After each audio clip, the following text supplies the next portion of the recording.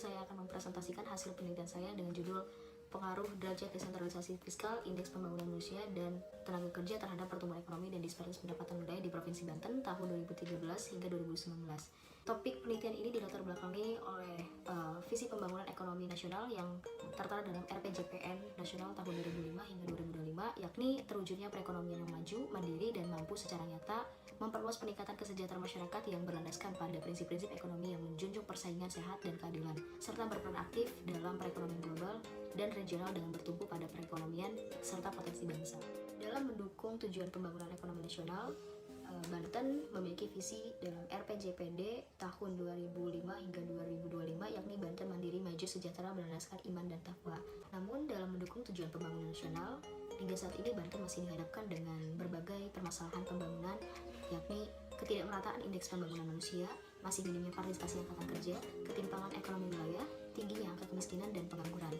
Keempat permasalahan tersebut salah satunya disebabkan oleh masalah keuangan daerah, yakni tidak optimalnya perolehan PAD, ketimpangan kemandirian fiskal daerah. Hadirnya desentralisasi fiskal bertujuan untuk mempercepat pemerataan pembangunan dalam Undang-Undang Nomor 33 Tahun 2004 tentang perimbangan keuangan dari pemerintah pusat kepada pemerintah daerah. Program desentralisasi fiskal berkaitan dengan dua hal. Yang pertama adalah memutuskan pengeluaran guna menyelenggarakan layanan publik. Yang kedua adalah kemandirian daerah memperoleh penerimaan guna membiayai pengeluaran layanan publik. Dengan adanya pelimpahan kewenangan keuangan, dalam hal ini pemerintah daerah diharapkan untuk meningkatkan alokasi efisiensi ekonomi melalui sumber penerimaannya yang berasal dari pajak, retribusi, dan pendapatan lainnya yang sah guna meningkatkan pelayanan publik untuk mewujudkan tujuan pembangunan Banten. Berdasarkan dengan isu strategis Provinsi Banten yang tertera dalam RPJMD tahun 2017 hingga 2022 dan juga adanya program desentralisasi fiskal, maka topik ini menjadi sesuatu hal yang menarik bagi saya pribadi untuk meneliti sejauh mana program desentralisasi fiskal yang diukur dari derajat desentralisasi fiskal, indeks pembangunan manusia, dan tenaga kerja sebagai variabel kontrol dapat mendukung ketercapaian tujuan pembangunan Provinsi Banten. Penelitian ini menggunakan pendekatan kuantitatif dengan model penelitian two-stage least square, model analisis persamaan simultan. Hasil dan pembahasan analisis ekonomi, derajat desentralisasi fiskal memiliki hubungan positif dan berpengaruh secara signifikan terhadap pertumbuhan ekonomi dengan besaran koefisien sebesar 0,02. Artinya bahwa derajat desentralisasi fiskal ini jika dinaikkan sebesar 1%, maka pertumbuhan ekonomi di kabupaten kota Provinsi Banten akan meningkat sebesar 0,02%. Dari hasil kajian penelitian menunjukkan bahwa terdapat 5 daerah dengan rata-rata kemampuan keuangan lebih dari 20% selama tahun 2013 hingga 2019, diantaranya Kabupaten Tangerang sebesar 38,58%, Kabupaten Serang sebesar 21,22%, Kota Cilegon sebesar 34,37%, Tangerang sebesar 34,72%, dan Tangerang Selatan sebesar 38,02%. Dengan pola hubungan konsulatif, berarti kelima daerah tersebut sudah dapat melaksanakan otonomi daerah dengan baik, memadainya fasilitas publik dari sisi pendidikan, kesehatan, dan juga transportasi, serta memiliki banyak kegiatan ekonomi yang terikat, menjadikan 5 daerah tersebut memiliki sumber penerimaan yang optimal dan juga tingkat kemandirian fiskal yang baik.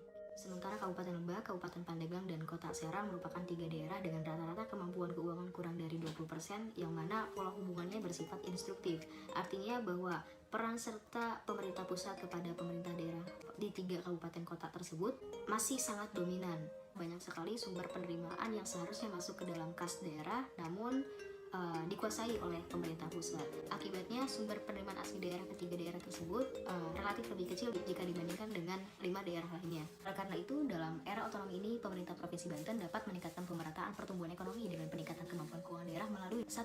Penambahan proporsi bantuan fiskal terhadap kabupaten kota dengan disesuaikan pada kebutuhan fiskal dan prioritas tujuan strategis pembangunan daerah dan regional. Kedua adalah penerimaan PAD harus dialokasikan secara tepat dan efektif, terutama terhadap aset produktif, sehingga mampu memberikan value added bagi perekonomian daerah.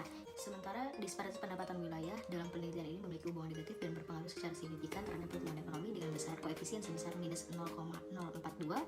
Artinya bahwa setiap peningkatan disparitas pendapatan wilayah sebesar 1%, maka pertumbuhan ekonomi akan menurun sebesar 0,042%.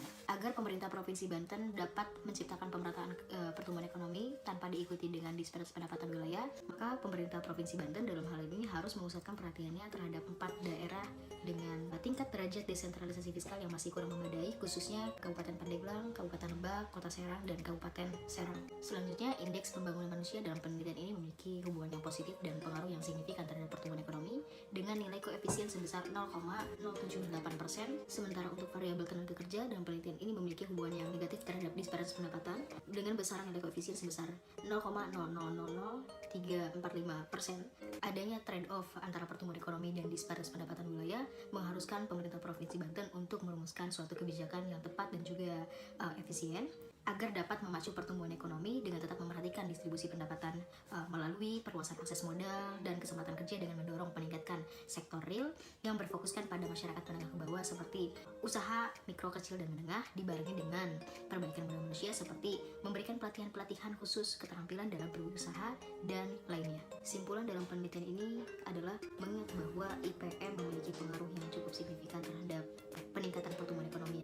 Sementara tenaga kerja berpengaruh dalam menurunkan disparitas pendapatan wilayah kabupaten kota di Provinsi Banten, maka pemerintah Provinsi Banten dalam hal ini diharuskan mampu mengoptimalkan penerimaan daerah melalui sumber penerimaannya dan lalu mengoptimalkan pengeluaran dari sisi penerimaan tersebut terhadap akses dasar pada sektor pendidikan, kesehatan, dan transportasi guna meningkatkan akses untuk mendorong pemerataan kualitas sumber daya manusia di daerah Provinsi Banten, juga diimbangi dengan meningkatkan alokasi pengeluaran efektif pada kegiatan produktif seperti pembangunan kawasan usaha strategis guna meningkatkan jumlah investor sebagai modal pembangunan dalam meningkatkan penyerapan jumlah tenaga kerja sehingga dispersi pendapatan kabupaten kota Provinsi Banten dapat menurun. Sekian presentasi hasil penelitian yang dapat saya laporkan. Semoga hasilnya dapat bermanfaat untuk pengembangan ilmu pengetahuan. Assalamualaikum warahmatullahi wabarakatuh.